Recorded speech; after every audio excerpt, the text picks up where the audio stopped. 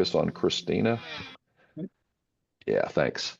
Okay, so this is our 30-minute legislative update. We're happy to have Representative Christina Morales. Thank you for being here. And I understand you're already very busy this morning, Representative Morales. Yes, we have our House Democratic Caucus weekly meeting on Saturday mornings. And, we have about half of the members tuned in because Saturday mornings, a lot of people are trying to sleep in with all the craziness that's going on. But also, I'm so proud of many of our members are out in their communities trying to educate everybody about what's going on with the mass deportations. Yeah, and it's funny because they haven't hit Texas yet in a big way. What's your read on that? Well, I think they have. We were, on the call obviously was our uh, hometown hero, Gene Wu, who's the caucus chair, and he was talking about some raids in some apartment complexes in his district. So Oh, wow. Okay. we may not have seen them on the news as much, but I'm definitely getting tons of texts and just people really, really stressed out. And I don't know Where if is you Gene Wu? follow like Grizzy's Hood News on social media, but she's also been putting out, like there people have said they've seen ICE, um, people from ICE, around different neighborhoods. So I would say that, the fear is definitely set in. So, Representative, how do you do that? You just say his name and then he pops on? Who? Gene Wu. Gene. Oh, there he is. It's like whoop whoop, Gene Wu. Gene, I was just singing your praises. I wasn't sure if I was supposed to be on. It was on my calendar. I wasn't sure if I was supposed to be on here or not. Well, no, special surprise, but no kidding. She says your name, and all of a sudden I see it pop up, and I'm like, that's a pretty magical appearance. You just go, Gene Wu. So thank you for joining us as well. So we were starting talking about the immigration. What we haven't seen, at least, is the big press conferences like they've done in Chicago and New York, and the Trumpsters kind of saying we're here doing it. But it sounds like you've heard, at least in our neighborhoods, that they're actually showing up and doing haven't done Yes, before. I have. I've been contacted by many folks, and yesterday, actually, I did attend a press conference hosted by LULAC. I noticed at the same time, Congressman Turner and Congresswoman Garcia both hosted a press conference as well. But yeah, the fear has definitely set in, and a young man reached out to us and well he put a message out to the community, and he said, is there a wall somewhere? I want to paint a mural. And he is just a wonderful artist who just these very intellectual murals that he's put out in different spaces here in the East End. And so he wanted to address the immigrant situation. And I happened to show up while he was being interviewed by Telemundo, and he was just in tears. I don't know how many of our young people got out and voted, but I'm telling you right now, they are just very stressed about what's going on with the immigrant community. And it was really beautiful to see this young man want to make a mural. So today, actually, at noon, he's bringing more artist friends, DJs, a food truck, and they're going to finish the mural. It should be done by 8 o'clock this evening. Can you make sure we know about it? Because, I'd love to have, for one thing, the short answer to your question is not enough got out and voted. And this would be a really good time if we can engage them out there. Carisha, you're hearing this. She's our organizing manager. I'm not taking off your Saturday, but I'd be happy to show up if you can give us the location on that. Yes, I will. I'll text that to you.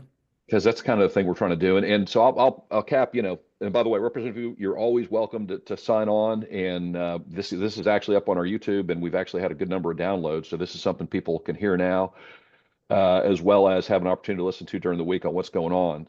And Representative Morales, we wanted you on one thing to talk about the minimum wage bill, because that's one of the four priority bills that we at Harris County Democratic Party are looking to do. One of the factoids I looked up is it's been since 2009 when Texas raised it to $7.25 a minimum wage. We are so far behind the entire country. Tell us about the bill. What do we need to do to at least make it something that people pay attention to just a little bit? Because it really is a great contrast between trying to raise the bill for people working to live and all the tax breaks and subsidies that someone like Elon Musk gets from the state of Texas. So fire away, please. Yeah, sure. I mean, I'm just so grateful for you reaching out and this being something that I can work on.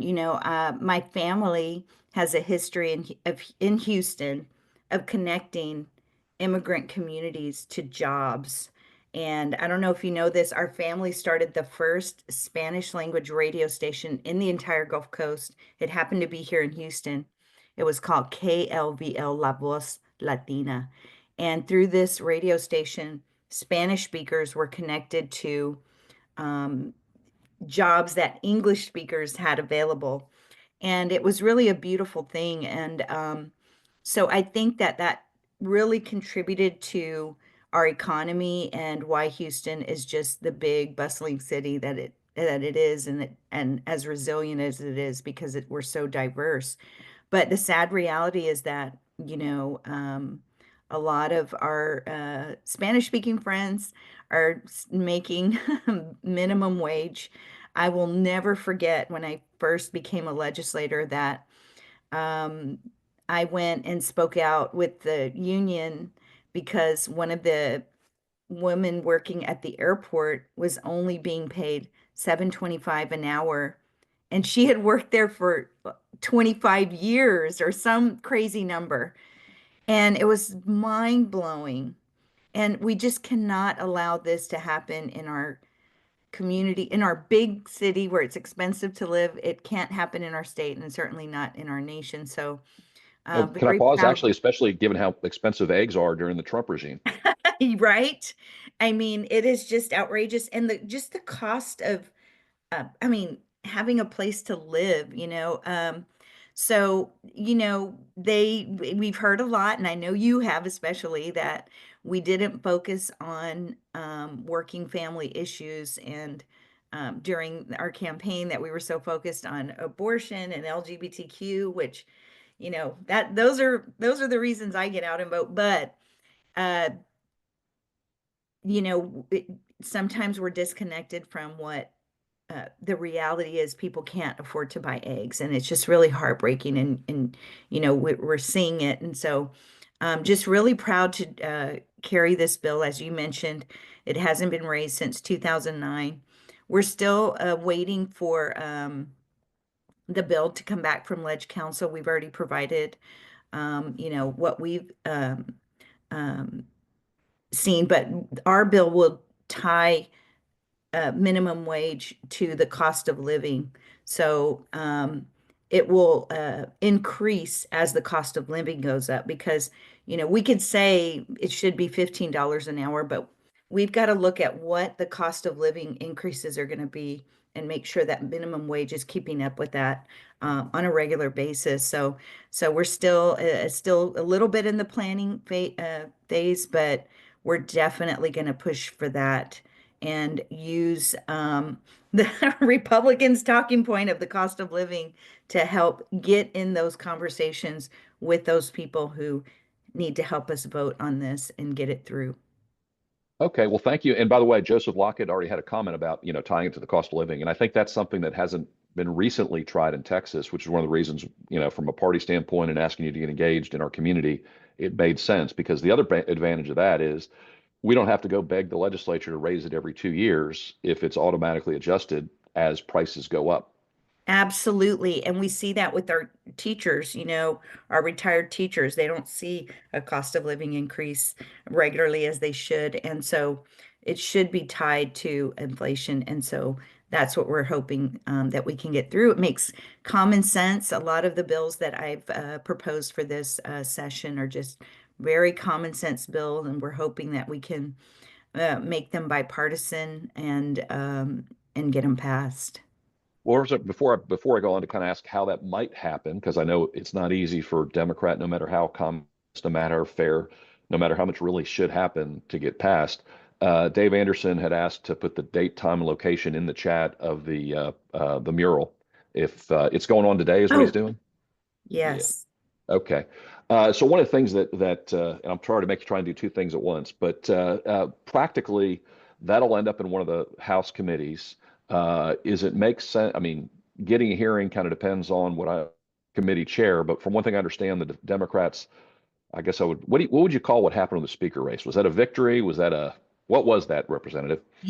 I'm so glad you asked me about that because, we know that the Republicans are divided, but also our caucus, everybody kind of had their own thing. We had three members uh, vote eventually, or maybe only two vote for Cook in the end. We had 23 in the first round vote for Ana Maria Ramos, our Democratic uh, speaker candidate.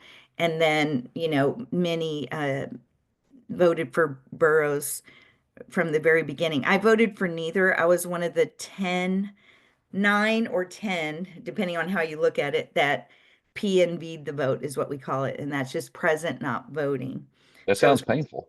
yeah, it just, I didn't have the greatest relationship with our now speaker. I was very disappointed when the Uvalde situation, their families were there and they really wanted to see their bill come to the floor to raise the age to 21. And he was the chair of calendars and it didn't go through. So I just had some really ill feelings about that. Also, that he voted for vouchers. And we had identified seven, I believe, Republicans who voted against vouchers. And I think if we had stuck together, we might have been able to force one of those folks to be the speaker. So that was kind of what was going on in my head. Is it a realistic plan? Apparently not, because the majority of the Democrats just said, we're going to go with Burrows because that's our best shot. And I get it. And so we all had different schools of thought. And I just stuck with, my personal values. It's a very, very personal vote. And I wanted to do what was right for my district. And I know that vouchers would, and, it's on the horizon, it would just really harm our public schools. And they're already going through enough right here in HISD with this takeover. So my vote was, about vouchers. And, Burroughs had posted some really horrible things against the trans community, and I really struggled with that too. So I couldn't bring myself to vote for that. And then, of course, David Cook was actually a person you could really have a good conversation with. I had served on a committee with him, but the people he surrounded himself with, it just could not just didn't feel good there either. So, and then we saw right in the beginning, we didn't get any of the Democratic chairs, I don't believe. Of course, that has yet to be seen, but we already voted, and we're not going to have any Democratic chairs. But having Democratic chairs, we had them last session and 2 sessions ago, and we still saw horrible legislation come through. So it didn't really help us stop the horrible bills. And then what are the big wins that we had? Um, it's really hard to say. It's going to be a rough session, to say the least. Well, and that's John Nix has a question that I think ties into that is, okay, so minimum wage, and I think Joseph was talking about, hey, maybe regional where the minimum wage might be lower in Houston than it might be in Harris County, depending on cost of living. I think that might be a little. Let's see if we can get the cost of living across the front line. But how does something in, John was asking about save DI, assaults from Republicans. That's kind of what I would call the defense. But what's the best path for something like minimum wage with cost of living adjustment already built in? What's the best path? How does that work that we might have a shot, even in a Republican dominated boroughs, hating everybody, doing what they're going to do? What's the best path for something like that happening? It's all about the relationships and the conversations and the committee assignments. It's going to be who is the chair and where does that bill, what committee will it go to? So I hope that I'll have a good relationship with whoever that committee chair is. And if not, work on having a good relationship. And that way we can get some movement there and then try to bring it to the floor. So I said a couple of minutes ago that, the folks that Cook surrounded himself with were just not people that I particularly cared for in the House, on the Republican side. But I will say that Speaker Burrows does have those 7 or so Republicans who did vote against vouchers. They're more moderate. So I would assume that one of them would probably be a chair of a committee that this would go through. And so that's a good thing. And so it starts there with the conversation and the relationship I have with that person and bringing it forward. But then also going to each member and just, it's a math, it's counting the votes and getting to that number, 76. And so it takes a lot of work, and it's about prioritizing certain things. I mean, we're filing a lot of legislation, and some of it is just to, make a point, but some of it is to really move the needle. And this is something that we definitely need to move the needle on. And going back at them with their own talking points. Hey, the price of groceries are high, and your president hasn't lowered it yet. So come on, let's work together, be friendly, smile, and say, hey, I need some help here. And sharing those personal stories. So talking about the woman and getting on when I presented in committee, I always try to use a personal story just to bring it home and show the reality of what's going on. So talking about the woman who worked for X amount of years and was still making 7.25 an hour and still managed to put all her kids through school, and a couple of them went off to college. It's a beautiful story. So having somebody like her come and testify, you know, and talk about the struggles and how that should not have happened in our city. So it's bringing those people to come and testify and telling those personal stories too is just incredibly important. Well, and one thing Representative Wu mentioned last week is that one thing legislatures of every ilk pay attention to is folks showing up at their district office. Yes. So, for example, I guess depends on who's in the committee that it gets assigned to. Who do you think what committee do you think the minimum wage likely is going to get assigned to? Oh, that's a good question. We had a change in some committees. And so I would say economic development. We had a committee that was called International Relations and Economic Development, but it was just changed. I'm trying to find the list now. But that's one I actually requested because I'd served on IRED, we call it International Relations and Economic Development before. So I would think it would go through there. Um, but one of the committees, and I'm kind of changing subject a little bit here because I can't find the list, but No, um, that's one of, okay. in one of the committees that I asked for personally um, as my seniority pick, because now with all these 30 new members that we have, it brought up my seniority a little bit. And in Houston, we have some amazing members that have a lot more seniority, so I'm still ranked a little bit lower than some of those. But with for my seniority pick, I did pick transportation, and the reason being is that we had a young man passed away in our Mm, district. He was run over by a train at Milby High School. right. I remember So that. that's going to be important. And there is a Greyhound bus station in my district that, sorry, Actually, the one. They closed the right. one downtown, Midtown. Right. And so it's actually in Ana Hernandez district, but it's a block out of my district, and it's affecting a huge neighborhood in my district. So I've got a lot of those constituents calling me and telling me that the problems that they're facing.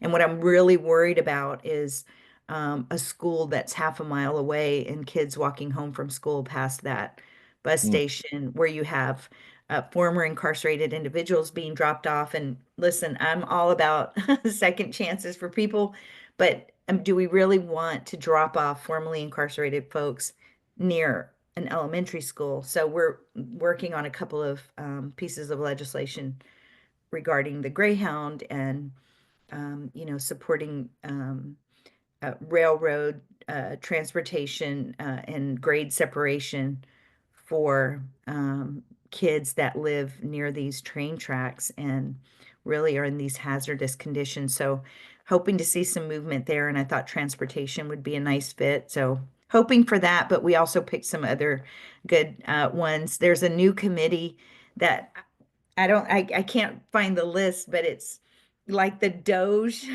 committee. And we thought that was just, you know, interesting that we have that committee now. So I asked for it. It wasn't my first choice, but as just a, you know, preference pick, it wasn't my seniority pick, but as a preference, I asked for it. And then in talking to other members, Democratic members, they also asked for that. So that'll be funny that we all asked for that committee. We were all thinking the same. And I'm still trying to share that link. I think I finally figured out how to do it. All right. Well, actually, this is perfect timing because Carisha, as those of y'all have been following what's going on, we actually have moved the party headquarters from Lyons almost exactly a mile south, and I think it's smack dab in your district over on Canal 3202 Canal by Sampson, and it took a lot of hard work by our staff, but also frankly by volunteers. And Carisha, do you have those names of the folks that showed up to help us move, clean up, and make this happen in really record time? I most certainly do. Thank you to Jamie Garza, Rod Jennings, Tom Olson, Justin Smith, and Paul Van Hamen. They signed up on our Mobilize link. We did have a few people walk in to help us. We wanted to thank them too. So thank you very much. And in addition, if you haven't already joined us sustaining, we're basically recognizing the need to be a year-round, not just a campaign organization to engage our communities. And so if you're not a sustaining, please, it's on the website. It's really important. We have bills year-round. We have activities year-round. We have hardworking staff year-round, and we need year-round commitment. And the sustaining is really the key to what we're doing. Representative Morales, were you able to find the location, all that stuff to put it in the Yes, I chat? did. And I think by accident I sent it direct message. So maybe you can reshare it. I will see that. Karisha, did you? Oh, you sent it to me. Then let me pull it up. So in the meantime, so let me ask you this: if so, let's just imagine, let's just pretend that we actually have a bill, which we do, minimum wage. It goes to a set committee. What would be the best things our folks in the community can do to get that moving and off the dime, so to speak? Yeah, so follow the bill. There's a link, and you could just Google it. I won't be able to share it fast enough with you here, but you can follow the legislation, and so you'll get emailed updates. So you could see how the bill is moving, like once it's referred to a committee, and what committee is it on? Is it going to get a hearing in that committee? And so once it gets a hearing in the committee, that's when everybody can jump on and come and speak in favor of the bill and give a testimony. You can also give a written testimony, email our office and we'll guide you through the process. But it's always good to have a lot of support in favor of the bill. So, coming to the Capitol is so important and telling your personal story regarding, whatever piece of legislation that we're working on. And we know it's hard for folks, but if you do have the time and resources, it's just get involved. And now is the most important time to get involved. On our call this morning, we talked about vouchers, and the governor is having his state of the state tomorrow, and we're preparing a response, and the vice chair of our caucus, Mihaela Plessa, will be giving that response, but also there'll be a press conference on Monday. So look for those things and kind of follow along to what we'll be doing in response to these. And, we're trying our best to be on the offense too, because it feels like we have to be on the defense so often. But sadly, that's the place that we're in. But we don't want to be in a place of fear and disappointment. We've got to be ready to fight back. And, I'm so proud of many of my colleagues. It takes a lot. We have to let a lot just roll off our backs and just get ready for the fight. And I can assure you that many of us are there and we're ready to fight back on many of these horrible measures that we'll be seeing coming down the pipes. Well, one of the questions, and it was a question from John, that, is there a number? And as I understand it, the minimum wage bill is basically being worked on by what's called the Legislative Council, put in kind of the right format. and we'll make sure we share when it's filed what the number is so people can track it. And so, once it's assigned to a committee, I guess the idea is that we could identify if there's anybody in the Harris County, Republican or not, and would we actually organize folks to show up at their office and say, hey, we're here, or make an appointment, or what's the process that works best if they're not going to Austin, but they want to have an impact here in Harris County? Yes, definitely call your representative's office and state senator too, because this has to go through both chambers. And you can just say, I'm looking at this bill, HB, whatever the number is going to be, and then I'm following this. But another thing that we will do is we'll partner with you and we'll do some sort of press conference. And maybe it could be here locally, so that way folks can show up and show their support. That visual and being on the news, people catch on, people see things on the news and then they talk about it. And then it gets to their elected officials. So, and the elected officials watch the news, let me tell you. So, once we have our graphics and things done to push this piece of legislation, we need folks to share it. And listen, I get a lot of calls and emails about other pieces of legislation. So it's just not out of the ordinary for you to be reaching out to your elected official, your legislators, and letting them know that this is something that's important to you. So one last question, and then we're going to wrap. And this has to do with kind of the committee chair, because at least, there's an article, one of our, I think it was anonymous. So somebody who's been reading the Texas Tribune talked about, if you don't have a committee chair and they're not going to be Democrats, how can we get hearings? How can we tell us what the hope is for there?